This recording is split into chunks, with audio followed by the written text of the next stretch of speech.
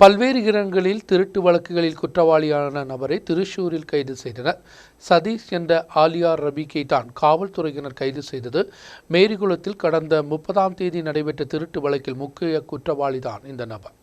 ஏராளமான வழக்குகளில் குற்றவாளிதான் திருச்சூர் காவல்துறையினர் கைது செய்தது. மேரிகுளத்தில் கடந்த ஜனவரி 30ஆம் தேதி திருட்டு நடத்திய பின்பு குற்றவாளி கொடுத்த விவரங்களின் அடிப்படையில் தான் உப்புத்தரை காவல்துறையினர் கஸ்டடியில் எடுத்தது. திருச்சூர் புளிக்காப்பரம்பில் சதீஷ் மோகன் முஸ்லிம் பெண்ணை திருமணம் செய்ததைத் தொடர்ந்து ஆலியாஸ் ரபிக் என்ற பெயரை மாற்றியுள்ளார். மாவேலிக்கரையில் ஷெபிக் இப்பொழுது வசித்து வருவது. கடந்த ஜனவரி 30ஆம் தேதி ஐயப்பன் கோயில் மேரிகுளத்தில் 7 கடைகளில் திருட்டு நடைபெற்றிருந்தது. இந்த வழக்கு விசாரணை நடந்து வருவதற்கிடையில்தான் குற்றவாளி திருச்சூரில் வேறொரு வழக்கில் கைதானது. திருச்சூர் காவல்துறையினர் விசாரித்த போதுதான் மேரிகுளத்தில் ஜனவரி 30ஆம் தேதி திருட்டு നടത്തിയதாக കുറ്റവാളി സമ്മതിക്കുന്നത്. മോഷണം നടത്തേണ്ട ഒരു ജംഗ്ഷൻ ഒരു അങ്ങാടി കണ്ടെത്തിയാൽ അവിടേക്ക് വളരെ നേരത്തെ വരും. ഒരു 6:30-7 മണി വൈകുന്നേരത്തോടെ എത്തും.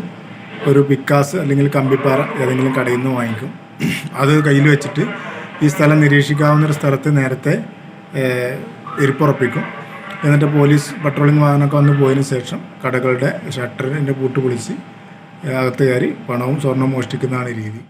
இது கூடாமல் ஏராளமான இடங்களிலும் திருடியுள்ளார். இதைத் தொடர்ந்து திருச்சூர் காவல்துறையினர் அறிவித்ததை முன்வைத்து குற்றவாளியை உப்புத்தரை காவல்துறை கஸ்டடியில் எடுத்து விவரங்கள் சேகரித்தனர். பூட்டுகளை உடைப்பதற்கு கம்பியை பயன்படுத்தியுள்ளார். திருட்டிற்கு பின்பு திருடுவதற்கு பயன்படுத்திய பொருட்களும் காவல்துறை கண்டுபிடித்தது. 30ஆம் தேதி கொட்டாரக்கரையிலிருந்து பஸ்ஸில் முண்டக்காயத்திற்கு வந்து அங்கிருந்து கம்பியை வாங்கிய பின்பு 8:30க்கு மேரிகுளத்திற்கு வந்து குற்றவாளி பள்ளிக்கூட சமையலறையில் பூட்டை உடைத்து அங்கு இடைப்பாறியுள்ளார். கையில் வைத்திருந்த உணவையும் தின்ற பின்பு நடுகிரவில் திருட்டில் ஈடுபட்டுள்ளது. ஏராளமான கடைகளில் தான் திருட்டு நடத்திய குற்றவாளி பூட்டை உடைப்பதற்கு தான் கம்பியை பயன்படுத்தியது. Upputhara CA Nazar CK SA Mithun Mathew raid SAக்களான சியாஸ் போன்றவர் அடங்கிய சங்கம் தான் குற்றவாளியை கஸ்டடியில் எடுத்து விவரங்கள் சேகரித்தது. குற்றவாளியை நீதிமன்றத்தில் ஆஜர் செய்தனர்.